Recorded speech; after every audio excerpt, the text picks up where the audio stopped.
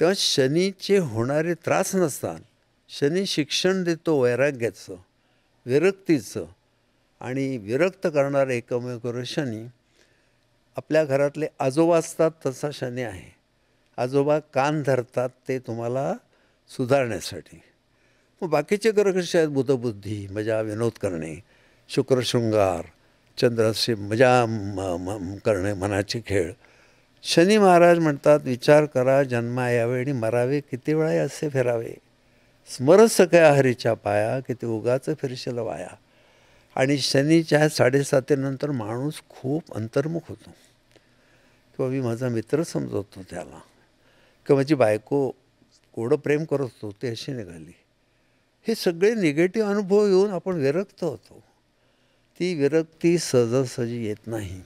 संतांनी फार त्रास सोसला तेव्हा विरक्ती आली. आणि मनुष्य जन्माचं ध्येयच ते आहे, विरक्त व्हावं.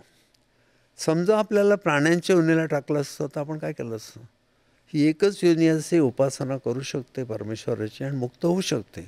म्हणून नरयोनी सगळ्यात श्रेष्ठ. आणि 7:30 अतिशय सुवर्णकाळ.